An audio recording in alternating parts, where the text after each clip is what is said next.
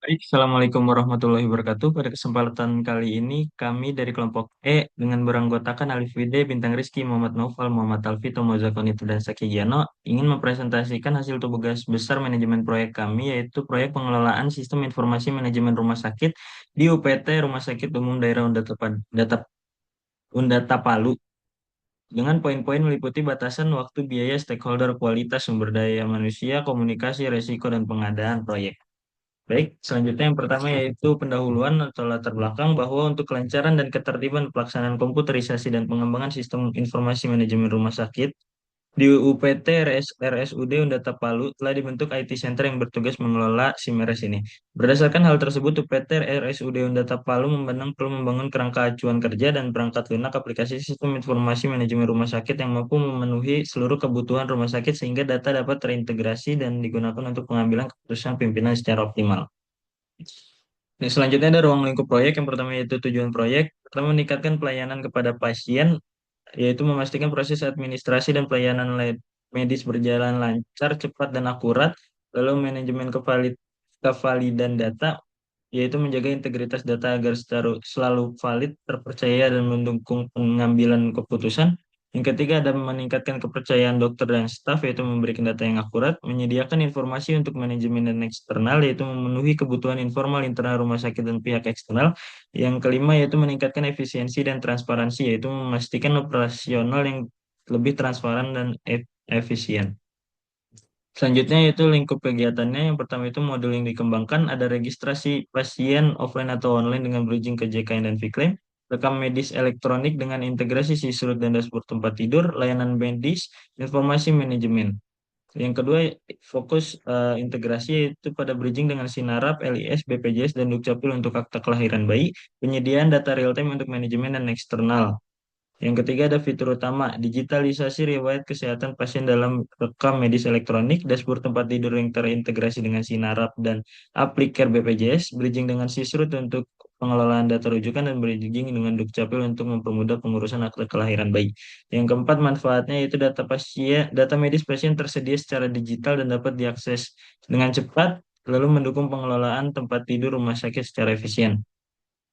Lalu layanan yang dikembangkan yaitu gawat darurat, layanan untuk pasien dengan kondisi kritis, ada rawat jalan dan rawat inap, hemodialisa dan rehab medis, yaitu fasilitas khusus untuk terapi pasien gagal ginjal dan pemulihan kondisi kesehatan, laboratorium dan radiologi, dan farmasi. Integrasinya yaitu bridging dengan SITB untuk data tuberkulosis, LIS untuk sistem laboratorium, dan aplikasi BPJS. Selanjutnya akan dilanjutkan oleh teman saya. Selanjutnya ada ruang lingkup proyek. Yang pertama ada persiapan, yang kedua ada pengembangan sistem, hingga ada pengujian dan validasi, yang pada finalisasi dan implementasi. Persiapan pembentukan tim proyek, penyusunan rencana kerja, persiapan kebutuhan teknis dan infrastruktur. Yang kedua, modul registrasi, rekam medis, pelayanan medis, informasi dan laporan farmasi dan telemedicine. Tiga, pengujian modul secara bertahap, user acceptance tes UAT oleh pengguna. Yang keempat, pelatihan penggunaan sistem, penyelesaian revisi berdasarkan hasil uji coba. Tahapan utama, persiapan tim proyek dan infrastruktur. Kedua, pengembangan modul registrasi. Ketiga, integrasi sistem dengan aplikasi nasional. Keempat, pengujian dan validasi data. Yang kelima, ada implementasi sistem dan pelatihan pengguna. Estimasi waktu pelaksanaan. Satu, durasi total proyek 70 hari, 70 hari kalender dari 3 Februari sampai 13 April 2025. Yang kedua ada user acceptance tes UAT 5 hari kerja setelah proyek selesai. Tiga, tahap inisiasi proyek 2 hari. Pembentukan tim proyek, identifikasi anggota, dan penentuan peran serta tanggung jawab. Yang keempat ada tahap perencanaan, itu 3 hari, ada penyusunan rencana kerja, pada persiapan kebutuhan teknis, dan analisis resiko teknis dan non teknis. Yang selanjutnya eksekusi proyek. Tahap eksekusi 65 hari, ada pengembangan modul registrasi 13 hari, pengembangan modul rekam medis elektronik 12 hari, pengembangan modul pelayanan medis 15 hari, pengembangan modul informasi dan laporan 8 hari, pengembangan modul farmasi dan logistik 7 hari, pengembangan modul remunerasi akreditasi dan telemedicine 5 hari. Ada monitoring dan controlling, dilakukan secara eksekusi, penentuan waktu, biaya, dan kualitas setiap modul. Tahap closing 5 hari, yang pertama user acceptance tes 3 hari, ada pengujian sistem, pengujian koneksi, dan finalisasi feedback. Penyelesaian revisi dan laporan 2 hari, perbaikan berdasarkan hasil UAT, penyelesaian laporan akhir, dan persiapan serah terima proyek. Nama saya Mozakonita Budiono dan saya akan menjelaskan estimasi biaya untuk proyek kami. Anggaran proyek kami sendiri itu 90 juta yang sudah termasuk pajak. Yang pertama ada estimasi biaya untuk tenaga kerja, di mana terlibat project manager, sistem analisis, programmer atau developer, quality assurance, trainers, dan juga tenaga ahli rumah sakit, dengan total biayanya 31.700.000. Selanjutnya ada estimasi biaya untuk infrastruktur dan perangkat keras, di mana terdapat server dan hardware, jaringan dan koneksi internet, lisensi software, dan juga lisensi integrasi yang terlibat yaitu BPJS, Sysroot, dan Siranap, di mana itu totalnya 27 juta. Selanjutnya ada estimasi biaya untuk pengembangan dan integrasi sistem, yaitu ada pengembangan modul dan testing dan debugging dengan total estimasi 19 juta. Selanjutnya ada estimasi biaya pelatihan dan dokumentasi, yaitu pelatihan dan sosialisasi, dokumentasi sistem, dan pengujian, di mana total estimasinya adalah 8 juta. Dan total estimasi biaya itu sudah termasuk pajak, yaitu 3%, adalah 88.271.000. Selanjutnya untuk stakeholder, pertama kita ada stakeholder eksternal. Yang pertama ada pimpinan RSUD Unda Tapalu dengan strateginya yaitu laporan berkala, pertemuan rutin, dan undangan UAT. Yang kedua ada staff medis, yaitu untuk pelatihan intensif, sesi umpan balik, dan dukungan teknis 24/7. Yang ketiga ada staff administrasi, untuk pelatihan bertahap, user manual, monitoring pasca implementasi. Yang keempat ada tim proyek, yaitu untuk KPI untuk anggota tim, komunikasi terbuka, dan sumber daya memadai. Selanjutnya ada stakeholder internal. Yang pertama ada pasien untuk edukasi melalui media sosial, video tutorial, dan juga survei kepuasan. Yang kedua ada BPJS Kesehatan untuk pengujian integrasi menyeluruh dan juga komunikasi langsung. Yang ketiga ada Kementerian Kesehatan untuk laporan berkala dan kepatuhan pada regulasi akreditasi. Dan yang terakhir ada vendor teknologi, yaitu untuk KPI, pertemuan teknis mingguan, dan SLA untuk kualitas layanan. Selanjutnya akan dijelaskan oleh rekan saya. Selanjutnya di stakeholder ada rangkuman berdasarkan power atau interest. Pertama adalah kategori high power high interest, yaitu stakeholdernya adalah pimpinan RSUD, BPJS Kesehatan, dan Kementerian Kesehatan. Lalu ada high power dan low interest adalah vendor teknologi, low power high interest, staff medis, staff administrasi, dan pasien. Low power low interest ada masyarakat umum.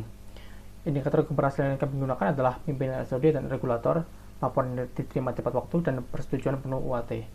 Lalu ada staf medis dan administrasi. 90% peserta pelatihan memakai sistem transisi tanpa kesalahan signifikan.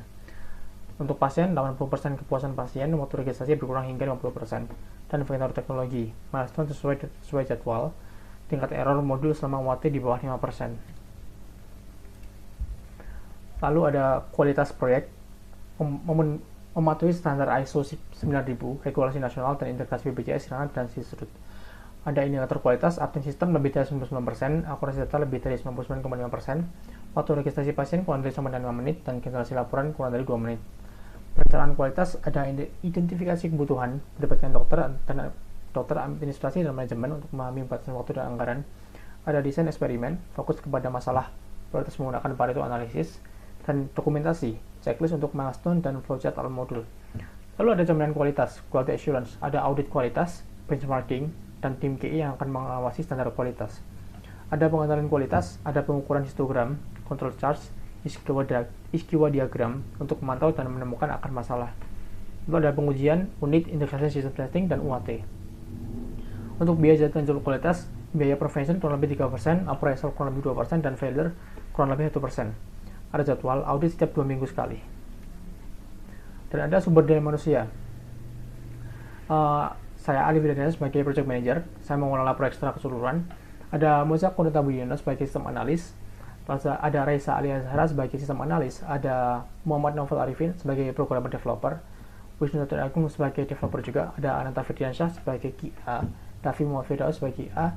Muhammad Alfitur Noval lagi sebagai QA. Ada Bintang Rizky Sulfika sebagai trainer. Ada Muhammad Rifki Kuzain sebagai trainer. Dan ada Nisrina dan Saki sebagai tenaga ahli rumah sakit. Perkenalkan, saya Bintang Rizky Zulfikar, saya juga berasal dari kelompok E, saya akan melanjutkan presentasinya.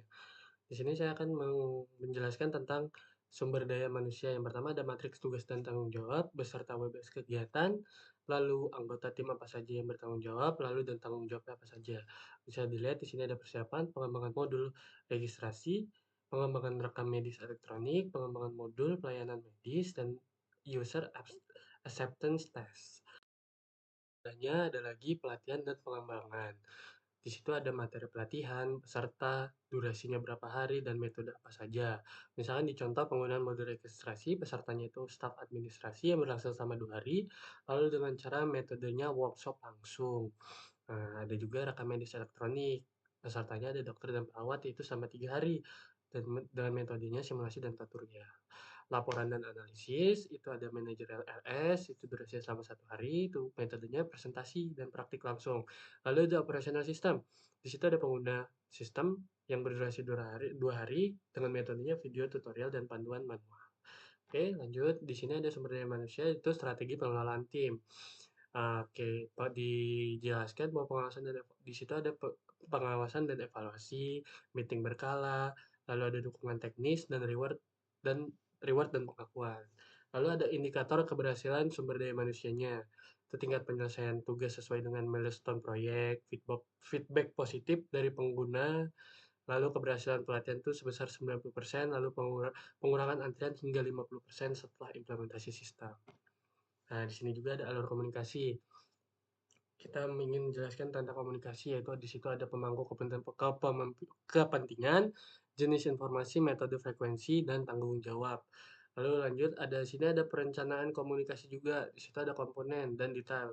Misalnya, salah satu contohnya itu format informasi, lalu detailnya itu laporan kemajuan proyek, apa saja yang sudah dilakukan, panduan penggunaan, laporan pengujian, dan update status proyek. Mungkin itu, lalu ada matriks alur komunikasinya, itu jumlah anggota timnya ada 12, dan jumlah channel komunikasi ada 66. Didapatkan dari rumus N kurang 1 dibagi 2. Oke, di sini juga ada komunikasi, yaitu aktivitas monitoring informasi, manajemen konflik, fasilitas feedback, dan penggunaan isu log.